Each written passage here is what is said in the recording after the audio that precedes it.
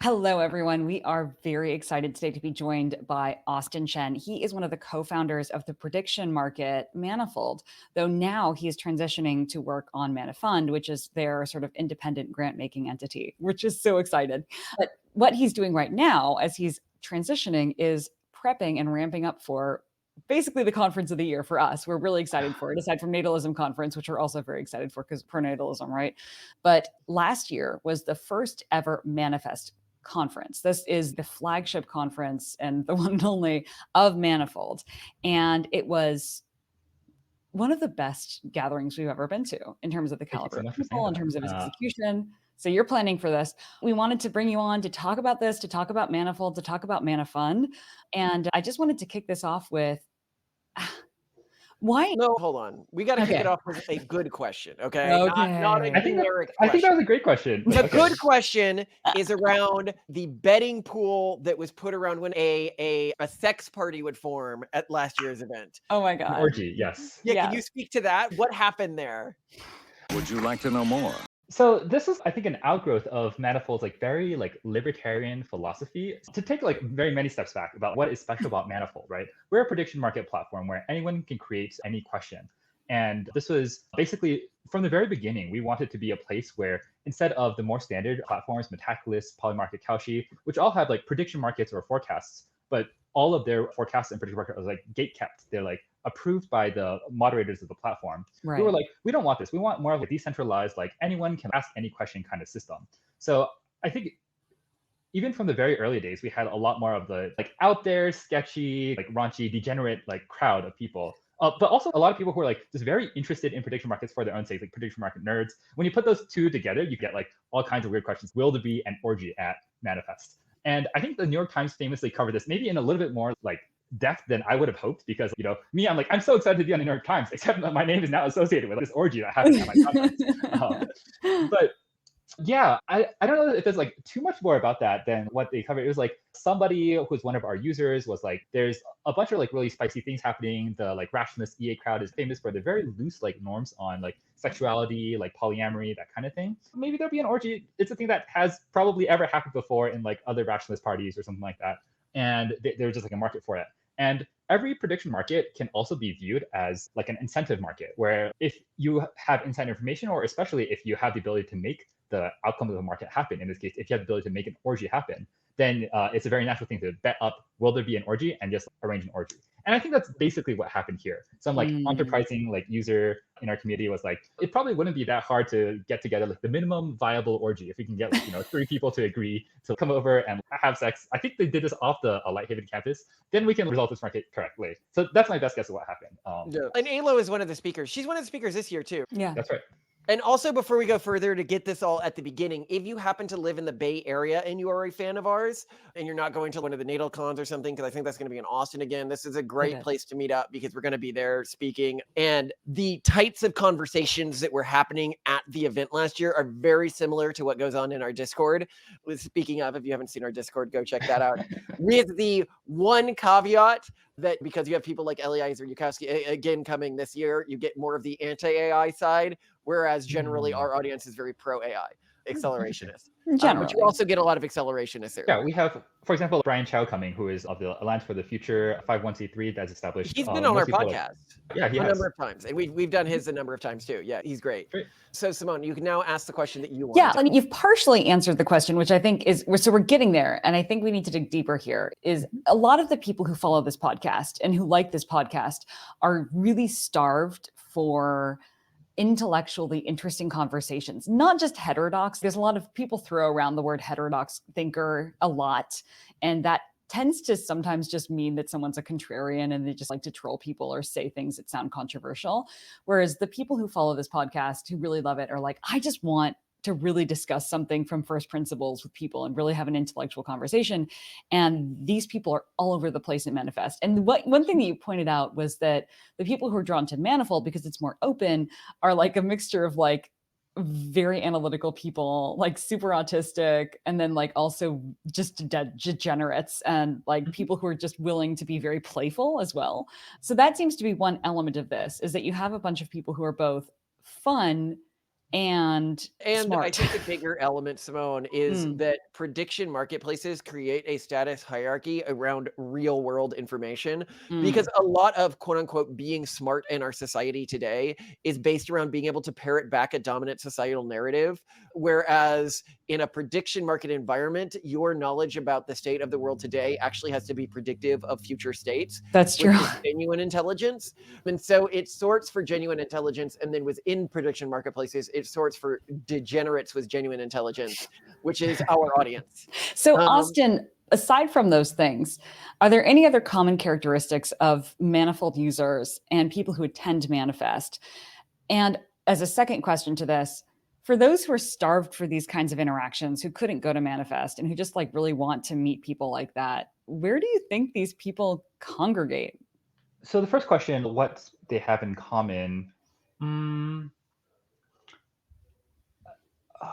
I think taking it back, like a lot of like who comes to the conference is where does the conference get marketed and who does this seem appealing to? And then the next level is who, like looking at the conference, thinks that like the kinds of people who would want to come to this conference are the kinds of people I want to talk to, right? It's like a multi-level, like trying to model which is this the crowd for me vibe. And we're trying to position Manifest as really hard to say. I sometimes say like Manifest is in one sense like a conference that like is like Austin's like ideal like dream conference. Yeah.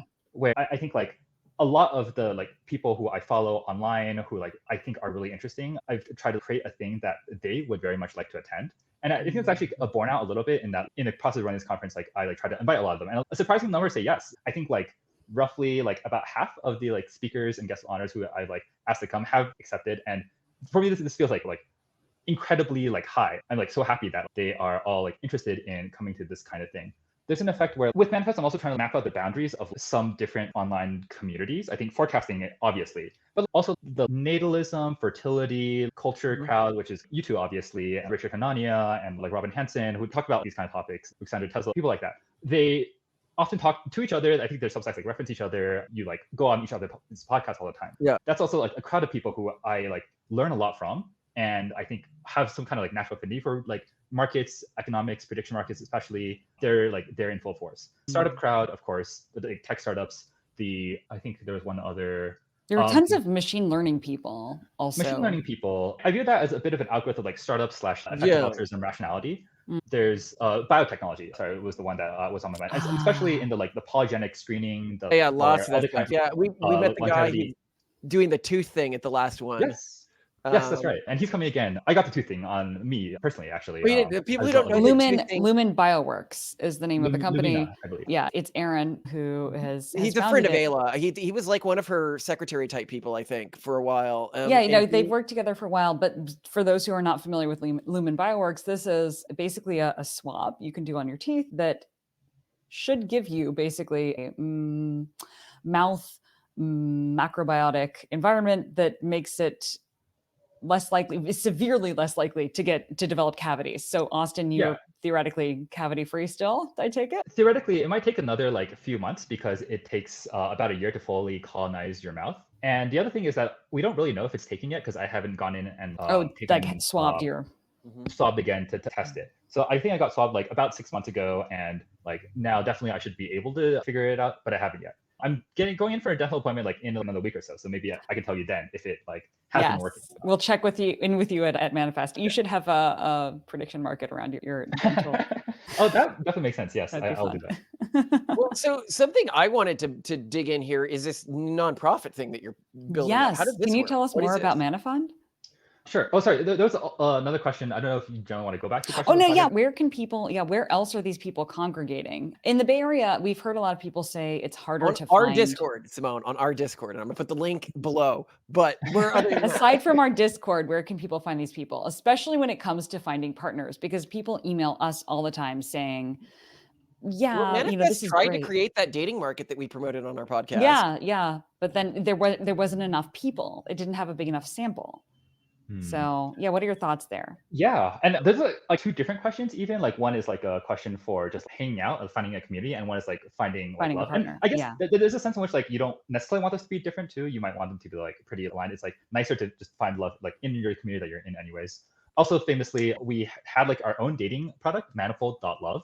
and it still exists. You can still go to the site. I think it's still a pretty good resource. The pitch for Manifold.love right now is it's like an open database of like date me docs, which is like pretty in-depth profiles with like photos and rough like bios, and then like answers to a bunch of like questions about that are like pretty key to like understanding the personality of a person. So check it out. If that's one place I would immediately recommend people to look a little bit for potential partners, Manifold.love.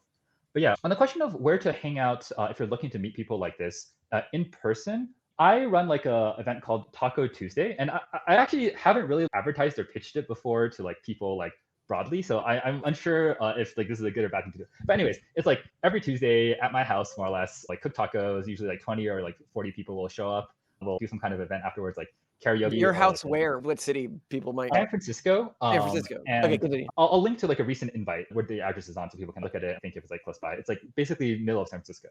Yeah. I would love Simone Malcolm if you two are ever in town on a Tuesday to come for you to come. Oh, by. I would love that. Yeah. Next time I'm in the city, I was just there for my GSB reunion. And yeah, I'd actually say that our audience, weirdly, we are at the stage of middling fame at the moment where pretty much almost everyone I've met from our audience is really intellectual and high quality. Like we haven't gotten that many idiots yet, a couple, but not a lot, which is fortunate in terms of not accidentally inviting too many weirdos to your house. Yeah, for Taco Tuesday, I also put the invite on a Manifold market. Every week it is like how many people will show up, and you can bet on more than 10, more than 20, more than 30. And it is just like an open invite on the internet where my address is on there.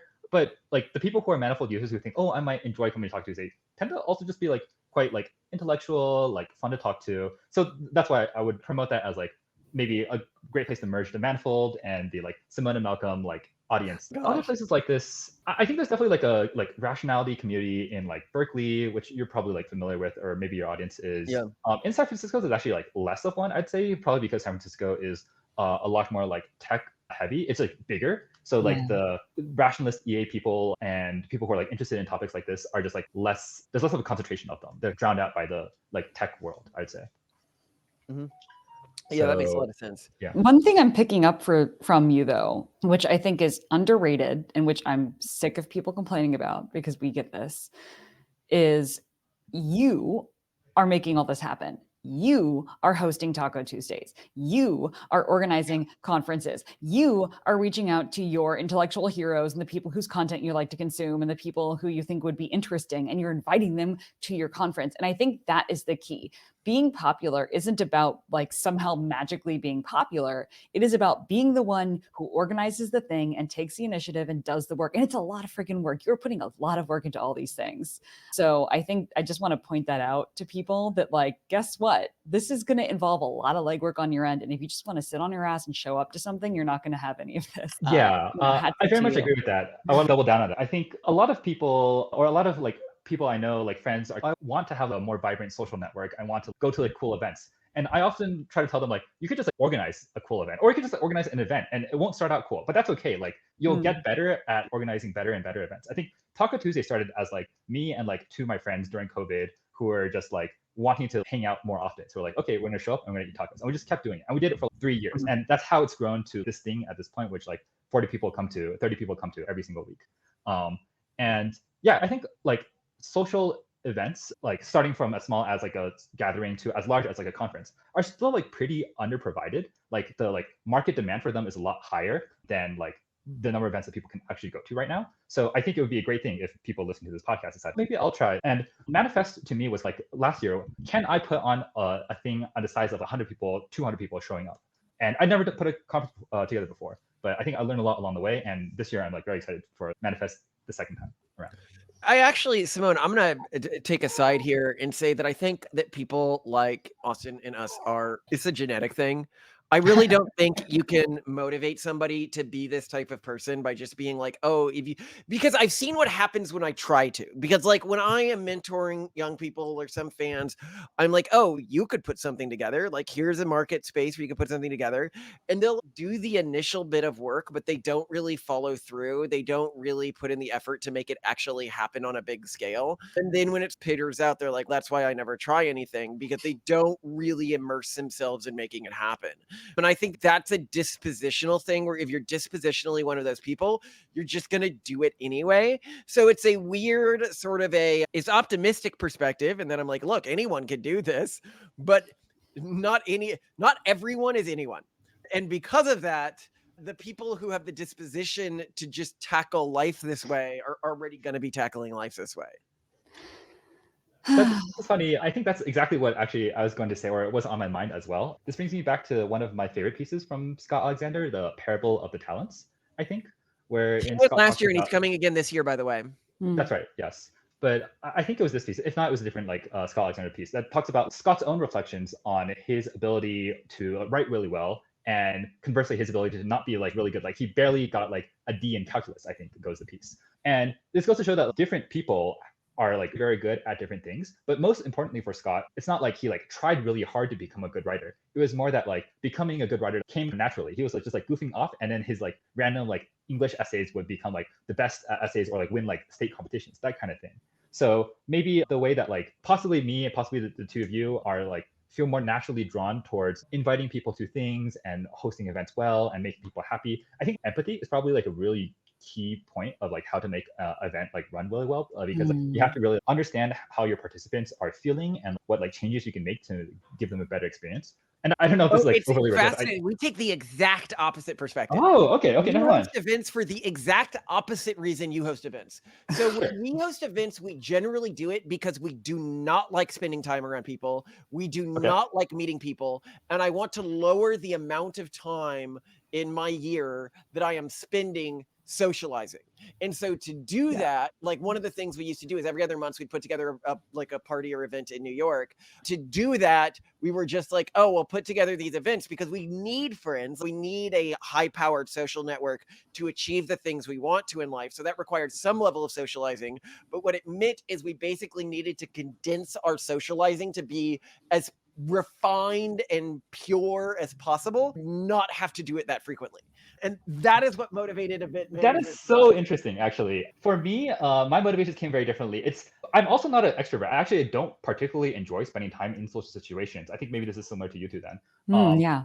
So that's not why I put on events. I put on events actually because I think most other people are pretty extroverted, but also are bad at making their own events happen or something like that. Or I just like egoistically think I can run a better event than you can. So I'm going to run the event. I'm actually very clearly happy. can though.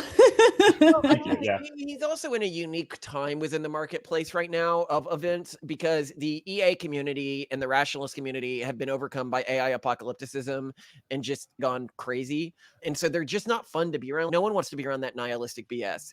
And then the pronatalist communities, like the one fun community that's adjacent to those circles, it's still not overcome with that. So they're but fun. they're too busy raising their kids, so they're not hanging out.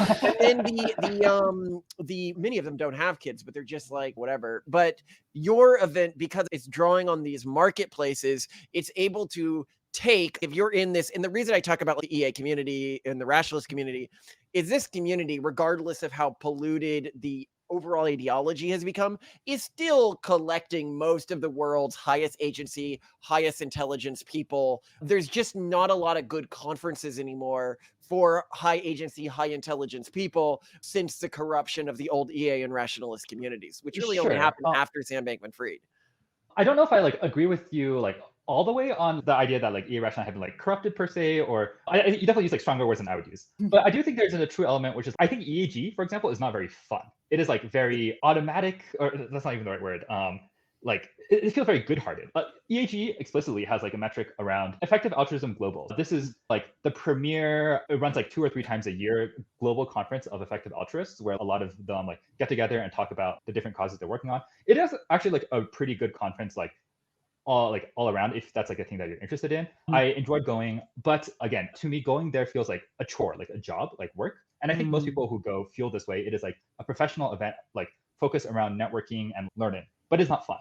I think like when I was crafting Manifest, I tried to make it like halfway between the EAG Effective Altruism Global and Vibe Camp. I'm not sure if either of you like are familiar with we've been to Vibe Camp. I was not a fan. It was well organized, but I didn't, the people that it draws were not intellectually additive to me.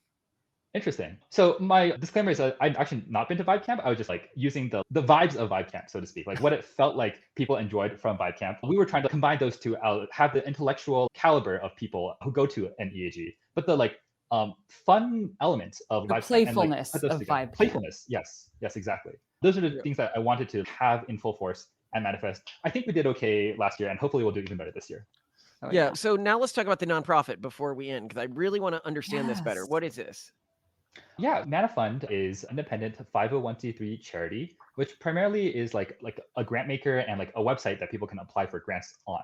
So it's a little bit similar to Kickstarter. You can like list your application there and like submit, and then it'll be hosted on the internet. So that's one thing that's pretty different between like Manifund and most other grant makers, where like most other grant applications are done like in private behind closed doors. Like you'll fill out like a Google form or something, and then somebody will read it, and like in a few weeks' time, you'll get like a yes or no response. Instead, on Manifund, where like you apply for a grant there, it goes, anyone can leave a comment, like talk about what they like, what they didn't like about your application, and then anyone can donate to it via our Kickstarter-like platform. We've also received some amount of funding from various like individual donors and other like EA sources, so that some people who are on the site just already have a pot of money like allocated to them to give out. For example, we have $1.5 million worth of AI safety regranting budget. 6 different like experts in the field of AI safety on our site can choose to like directly fund applications that they find particularly compelling.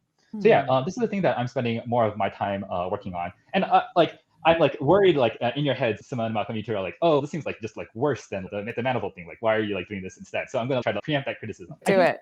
So Manifold was like a really compelling idea around prediction markets, and we had a long time to test out like specifically how good is a prediction market. And I think like we found it's good for some classes of things, but it's not like the panacea that like we thought it could be. Which is to say, they're like often good for topics that like are very broadly popular because they can draw a lot of attention to people like getting in and like asking, like, will Trump win the election? That's like an example of a question that was like one, very popular, 2, really easy to understand, and resolves like relatively soon, 3. These things make for one particular kind of good prediction market. But I think when I started on Manifold, there was some idea that, oh, we can use prediction markets for everything. I can make 100 choices in my day-to-day life via prediction markets. And I don't think we've quite gotten there. I think even in the like scope of trying to decide what features Manifold should work on, which is like pretty important and has a high amount of uncertainty and has a lot of trying to figure out what the future will hold, it's pretty hard to operationalize a prediction market to like get that question answered for us. So I think at the end of that, I was like, oh, I think prediction markets might be like a good business, might be like very popular, but might be a good business in the way that like the New York Times is like a good business or something like that. But it's not like enough to change the world. So now I'm like trying to find a thing that will change the world. And it's not exactly clear if like, this grant making thing is like on the path there, but I'm hoping that it will be. I actually think it's a good idea. I think it's a really good idea, and I think it's a better idea than Manifest. So Manifold. So I'll explain why. So it actually comes from what I was saying. You have to look at the landscape of intellectually alive people and where young ones or up and coming ones in the pipeline are aggregating. And there's just after the corruption of, we have an episode that I haven't posted yet because I'm a little hesitant because it calls out a little too many people on the death of the EA movement. But no, I really want to hear that episode. That sounds great. Sam Bankman-Fried, because the EA movement like really over-invested in appeasing Sam Bankman-Fried for a while because he was such a major donor. He was like 90% of all the funds in the space. And because he was really just using the movement to support, like to whitewash his reputation with Democratic politicians, it meant that really everything that they were drawn to was like mainstream and Democrat-y. And it led to those sentiments growing and growing within the movement until recently, like even Nick Bostrom's thing at Oxford got shut down. Like, what was this institute that got shut down? It was like a couple of weeks Future ago. Humanity Institute, FHI. Yeah.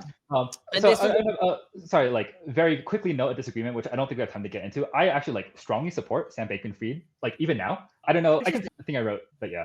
It's like, that is a disagreement, but I don't care about him as a person. So I guess what I'd say is I actually have no beef with him as a person, but I think the downstream effects of his prioritization had a major mimetic effect on the movement as a whole. Not even his prioritization, just the fact that there was any single entity in the space that was giving out what felt like infinite money at the time caused a virtue signal spiral. And that's more what we're referring to. And then when that one force disappeared from the movement as a motivator, the movement went off filter, like it no longer had its ballast, and then began to spin out into like weird culty side projects, which we would argue, obviously you don't, like you are concerned about AI safety, but we argue a lot of the more extreme AI safety stuff has become. And as a result, there's a lot of intellectually active people who are like, I want to dedicate my life to making a world a better place, but I don't feel that will be achieved by going through the mainstream EA organizations. And as a result, you creating an alternative which is prestigious, which is able to host conferences that get people as diverse as us and Eliezer and Scott Alexander and I think like Richard Hanania or something. Was that a recent one? Like you are getting the huge spectrum here, right? Which creates what otherwise doesn't exist, which is a mainstream nonprofit fund that is not ideologically captured for the intellectually active in our society. And so I don't actually think that you're like, however your fund works, of course it would need to work through some sort of like selective weird mechanism or it wouldn't appeal to this crowd. But I think that really more what you're capturing here is just a hole in the market right now that was created by the current position. You can say, why don't you guys in the Pronatalist Foundation fit that hole? It's because we are too explicitly right-leaning for somebody who wants to stay vanilla to donate to. That's why yours doesn't directly compete with ours either. I hadn't quite put it in those words before, but I think like the way you just said things right now, like Malcolm, it all fits into place. I do think those are a lot of things. I think I'd probably disagree with you on the like causes of like why the EA movement is the way it is, but I like roughly agree with your like assessment. It is the case that like I think there's lots of like really smart, agentic, like cool people who are just looking at what the EA movement is right now and be like, that's not exactly the place for me. And I would very much like Manifund to be the place where like they come and apply to work on their cool projects. Well, I like that too. It seems like one of the most common elements of someone who's associated with effective altruism is that they first very vehemently insist that they're not effective altruists. And so there's this kind of need for a community and affiliation, but there's not yet one that seems to adequately represent things. And what I like about Manifold associated projects and events and things is that they're very much they're independently driven. They're, in this case, we're looking at largely crowdsourced grants, which is really cool. I know we have to wrap up soon, but I did want to ask like how the mechanics work. So if someone is interested in, once this goes live, and I'd love a timeline from you on that too, if possible, putting their project on this, how does it work? Is there a threshold that has to be met before they could get a grant? And do you think it's going to end up just being kind of an AI safety platform for, because that's something I worry about with all EA adjacent grant making platforms? Absolutely. So to answer your question, one, it's already live and it's actually been live for like a year and a half. Wow. We've Okay. like already moved Amazing. like about a couple $1 million, I think, about $2 million worth of like grants to date. How it works, the most basic version is anyone can come on and submit an application for like any project that they want to. We have a lot of AI safety projects, but we're interested in a variety. For example, Lumina, the bacteria on it? we funded. We were one of the like earliest funders for Lumina, and that was as a result of them applying on our platform. And I think that's actually how Aaron. Actually, that's not true. Aaron was originally an investor in Manifold as well. So in some sense, like this, like people who are interested in like similar things get to know each other already. But anyways, we're interested in finding things like Lumina probiotics and a lot of other cool like techie. I would love to fund like somewhat more like pronatalist like initiatives. They don't really apply to Manifund. So hopefully some of your listeners will look at this and think, oh, so you can go to manifund.org, manifund.org, to check it out, look at some of the existing applications and apply for funding. Yeah. So again, go for it. I was going to say there was actually a number that got funded recently, and they were all out of the Scott Alexander Fund. That's right.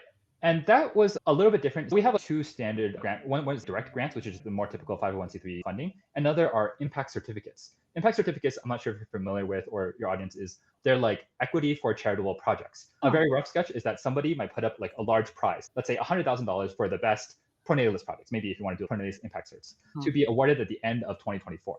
And then in the meantime, somebody can put up a project saying, I'm going to work on this project. I think it has a good chance of winning. If you agree my project has a good chance of winning, you can invest. I will sell you 20% of my project for $1,000. And then if I end up winning $5,000 or more, your investment will have made it like a return on investment. That's like roughly an impact certificate. It separates out the like assessing whether the project was good, which is done at the end of the year, to the upfront funding, the job of something like an angel investor as opposed to a grant maker. That's a system that we ran for Scott Alexander on our platform.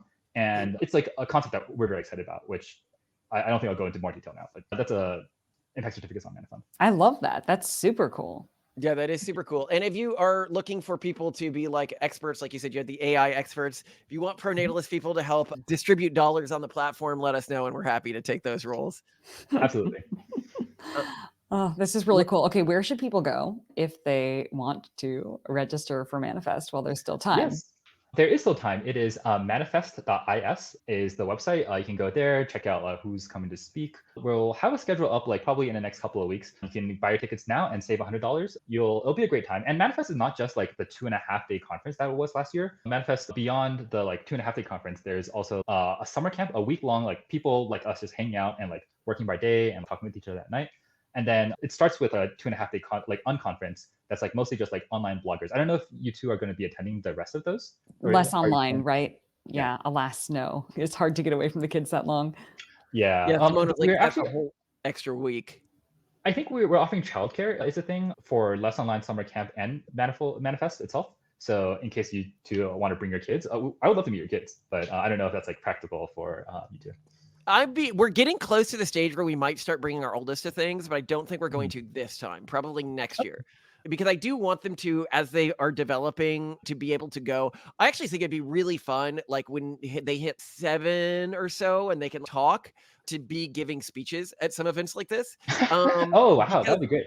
It would be not like a speech, but like an audience questioning. Because I think being able to interact with the mind of a young person growing up in the next generation can provide people with a perspective that cannot be easily gained from other avenues in our society right now. Yeah, there's actually a conference or retreat series called Renaissance Weekend that was first popularized because the Clintons attended it back in like the Clinton era. And it was always very family. It was very pronatalist, very family oriented, and it was oriented, invite only, focused more on elite intellectuals. And they had a kid portion of it where they did have childcare. They did have a camp Renaissance thing that went on.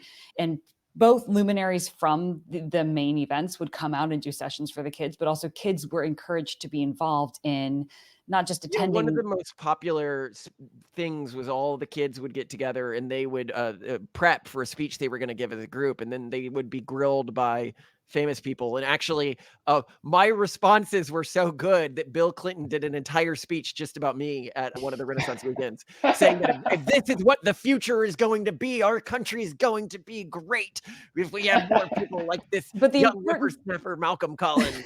The important thing about this is that it helps kids like Malcolm normalize that they can aspire to be like presidents. They can aspire to be like these leaders, these people who start these amazing startups and who do these incredible technical things and who are in biotech and AI and all these other. So I really love that you already are doing childcare. I love that you're doing that. And I strongly encourage you to continue, because you will produce kids who end up like Malcolm, who have the balls to do stuff that other people aren't willing to do. It has been fantastic catching up with you, and I hope we draw some traffic to this event and we'll meet some fans when we go this time. Yeah, exactly. Yeah. So everyone, please remember to check out, you basically now, if you don't know about these things already, have 3 amazing things to check out. Not just Manifest, which is happening 2024, June 7th to June 9th. So hopefully you see us there in Berkeley. That's in the Bay Area. It's 30 minutes outside of San Francisco. So what are the big group houses? Not group house. It's on this like sprawling campus. It's absolutely gorgeous and super modern with crazy cool furniture and all these cool niches. That's what the houses often look like. Oh, I think that's the one. Yeah. Lighthaven campus is amazing. And we're so grateful to be able to host it there again. Yeah, I've never really seen a place quite like Lighthaven before. It's like Neverland meets Startup World. Bay Area. Malcolm, you never socialized. I live in the Bay Area, and I do not think this is true. Yeah, I don't think that's true. I grew up in the Bay Area, Malcolm. I don't know what you weren't invited to all the crazy rationalist parties, Simone. This Maybe is not. The thing. I missed some kind of golden age that only Malcolm had access to. This is true, though. I actually did. So that is one thing. The other is Manifold, obviously incredible prediction market, and the more fun one because you actually can do the fun stuff. And I can say that playing around with the other prediction markets, I did turned off by the fact that a lot of fun, weird stuff couldn't be there, and that it felt really structured and more gated, whereas Manifold feels more open and fun and playful. And then, of course, also Manifund, great place to both look at cool philanthropic projects, but also contribute to them and maybe get contributed to. So Austin, thank you so much for your work, all the initiative you're taking. Can't wait to see you in a couple weeks. And yeah, can't wait to see hopefully some of the people following this podcast as well. Thank you so much for having me on. It was great getting to chat with you. I'll see you at Manifest. Yeah. Have a spectacular day. Okay, ending recording.